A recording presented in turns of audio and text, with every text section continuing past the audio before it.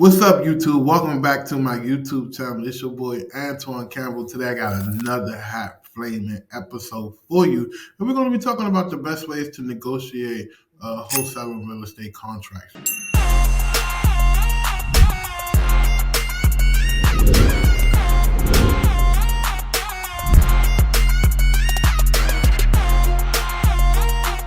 The biggest thing most people struggle with is when they first get started, understanding what is real estate wholesaling and how they can effectively do it without dropping the ball. And like I said, essentially real estate wholesaling is just finding properties and making offers at low enough values that you can then sell it back to landlords or investors for a profit. And I don't mean actually sell the properties, but sell the actual rights to the contract for a high enough profit, more than what you got on the contract for, right? So here's some things you want to do when negotiating with sellers. And the first thing is, number one, you want to do your homework, right? You want to research the property and the local real estate market to determine the fair market value of the property. And that way you can start off at a good standing point when it comes to negotiations, right? And what we mean by that is, when it comes to houses in Florida are valued different from houses in Mississippi. So you need to understand the market, what things are trading for, and what is the fair offer price. Fair offer price just means basically what would the house be sold for in that current as-is conditions with no repairs, no nothing, just right now as it sit in its current condition.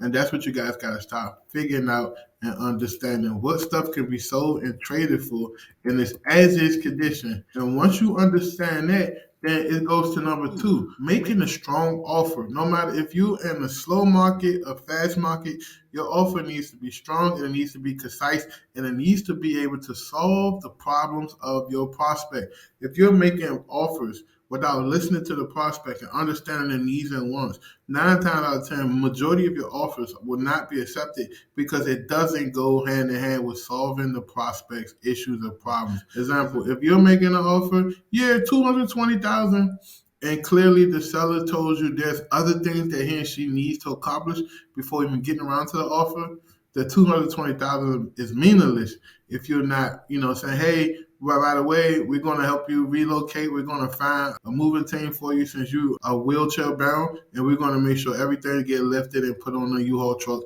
and sent over to your new property. Along with that, we're going to get you an offer of $220,000. Now, you see how I stacked and layered all of the issues with the prospect into my offer to make it make sense. I'm not saying go give the whole house away or go give everything you got to offer away just to get a contract. But what I am saying is put offers together that makes sense for you, that's profitable most and foremost, and that benefits the seller just as much as it benefits you. Also, the third most important thing is use contingencies, right? You want to make sure that you're putting in solid, bulletproof contingencies in your offers, such as inspection contingencies, financial contingencies, or financing contingencies.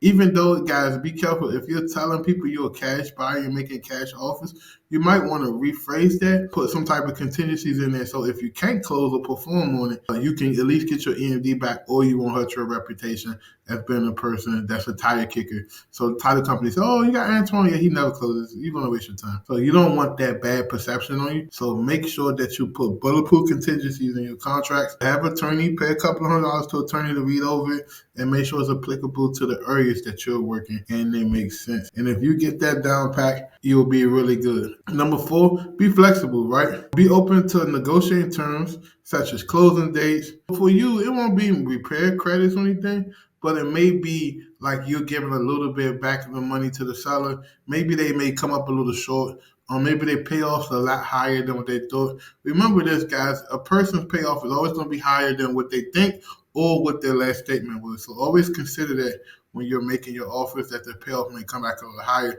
and you might got to give a little bit back of your assignment fee to help the seller come to closing and to be able to close the transaction. So be very flexible, be very open to things, and don't be a hard ass, right? It's okay to say yes to certain things. I'm not saying bend over backwards, but just do what you got to do to get that deal across the finish line.